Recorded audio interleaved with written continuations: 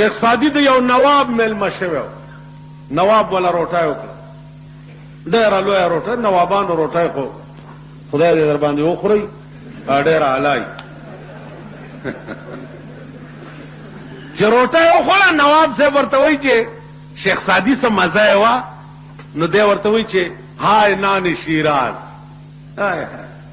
زما د کلي روټۍ چې ده که نه د هغې ډېر لوی خوند. سبا نواب ورته بیا روټۍ وکړه، چې بیا یې وخوړه، ویل صاحب نن یې څه خوند و، نو دی بیا وایي هاي نان شیراز. نواب وی چې دا دی په شیراز کې څه خوري، نو په درېیمه ورځ چې په نواب کې څومره زور و، نو تمام شو چې روټۍ وخوړی شو. صاحب نن خو به څه خوند و، دی بیا وایي هاي نان شیراز.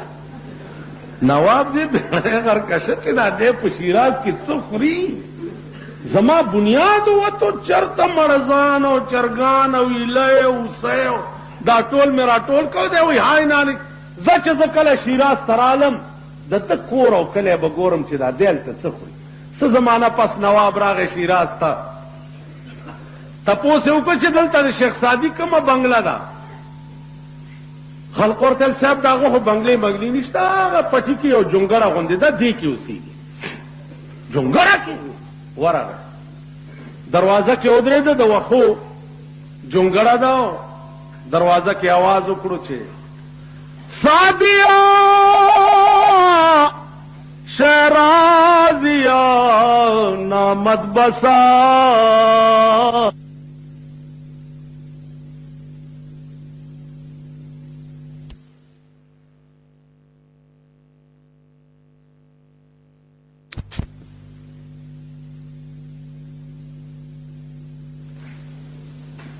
ورته نواب صاحب تا څه ووې، پلار مې کور کې نشته، هغه الفاظ بیا ووایه چې زه جواب درکړم. وړه لورې ورته ویم با ووې چې سادیا شیرازیا نامت بساست.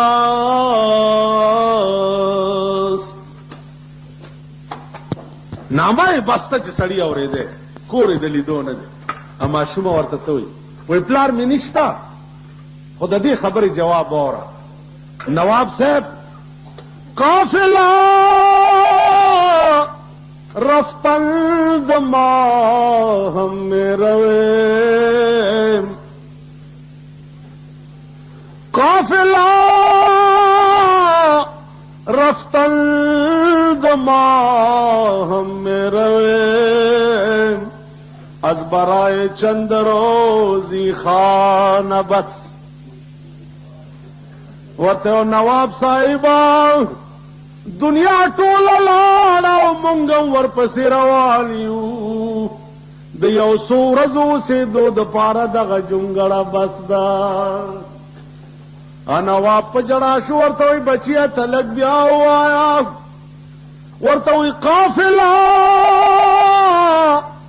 رفتل د ماهم مې رویم، از برای چند روزی خانه بس. نواب صاحب دنیا ټوله لاړه او مونږ هم ورپسې روان یو، د یو څو ورځو اوسېدو دپاره دغه جونګړه بس ده. نواب ورته وایي ما ته د یو لوی یاد راتازه، ابراهیم ابن ادهم ډېر لوی بادشاہ و، نیمه شپه ده په پالنګ کې په خپل محل کې پروت دی، یو سړی پاس ګرځي په کوټه. ابراهیم ابن ادهم आवाज کې څوک وې صاحب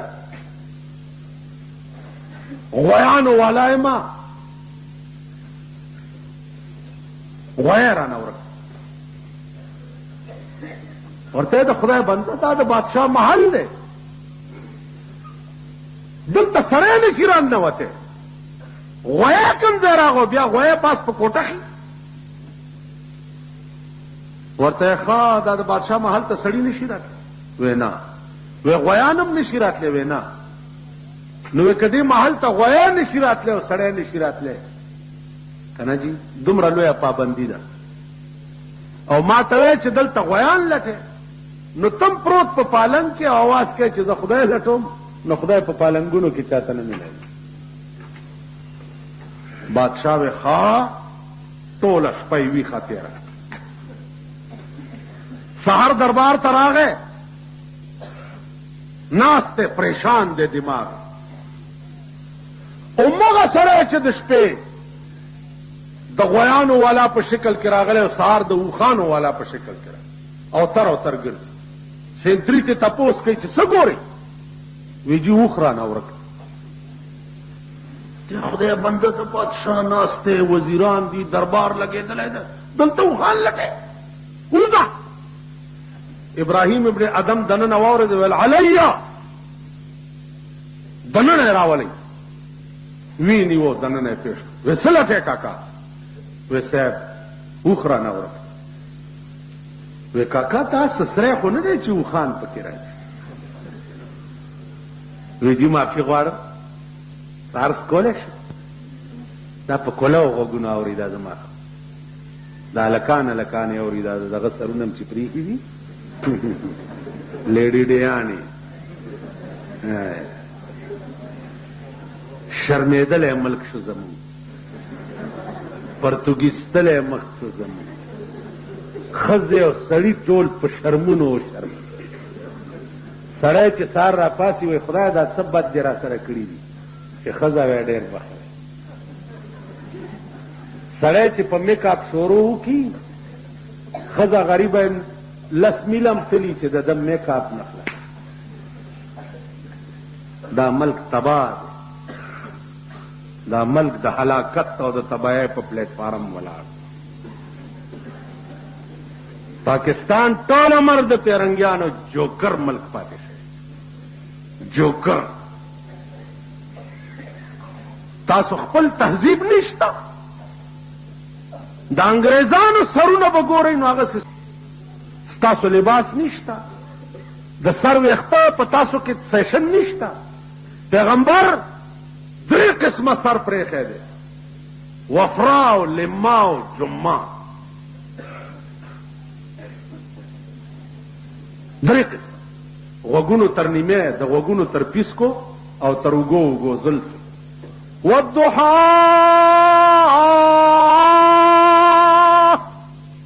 والليل إذا سجى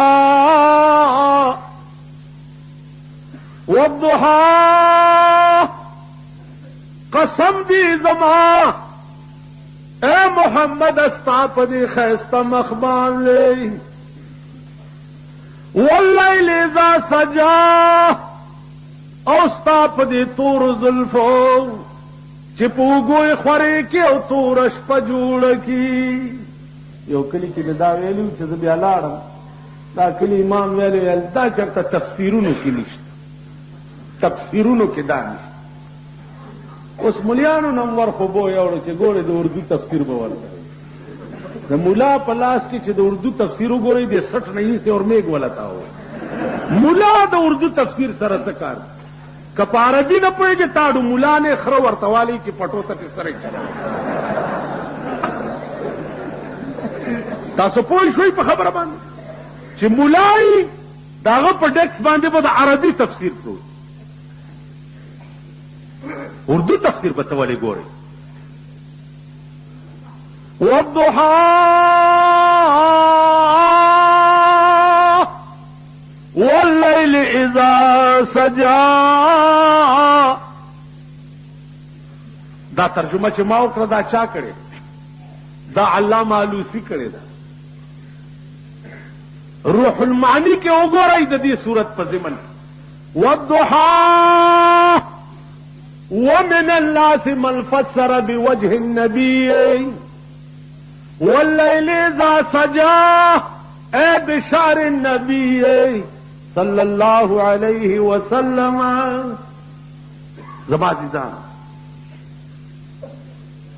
ابراهیم وسوک دے ویسے وی تانبات پتہ نه لگی که زما زوی و خوب کینی بل چاته بلا وی نو سره څه ته وایي د سره تعریف وکړه سره وای دی ته چې زاړه مسافر ته لاړ شي او نوی ولا راشي.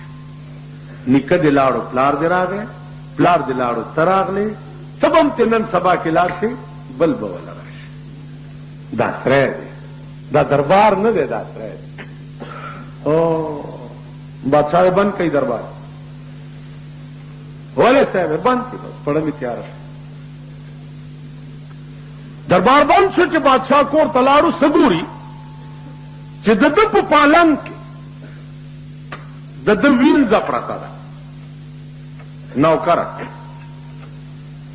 خیال کوي چې زه بادشاہ یم او وینځه څنګه دا جرأت وکړو چې د بادشاہ په پالنګ کې سملاست. نو لخته راواغسته او یو څو لختې وواله. اوینځه چې را پاسېده ډېرې وخندل، بیا یې وجړل. بادشاہ د لاس نه ونیوه چې اوخو دې جړل ځکه چې ما ووهلې، نو دا ودې خندل ولې؟ بادشاہ تا خپل کارو کو ما خپل کارو کو، زه خپل کار کوه. زه وینا حل به ورته بس تا ووهلم ما وخندل، زما خپله خوښه زه لار لنډه وه. پخوا به غلامانو بادشاہ سره آکړ کې خبرې کولې شو. نن مونږ په دې اخبارونو کې به تاسو ګورئ چېرته دا وزیر په دوره تللی که او چاله څه ورکوي نو دا ګیرې والا ورته ولاړي نو هغه ته ګوري نو هغه ورته هسې راخله چینګه نیولي ده. هلکه خوله راټوله که خوله دې د مرګ په ناره بند شه، هغه لا درته کتلي نه دي، که درته یې وکته نو خوله چینګه که.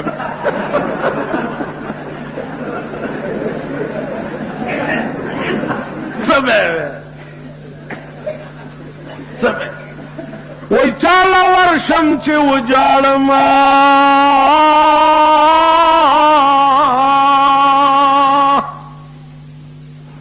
چاله ورشم چې وجاړم تینا دین اسلام غواړم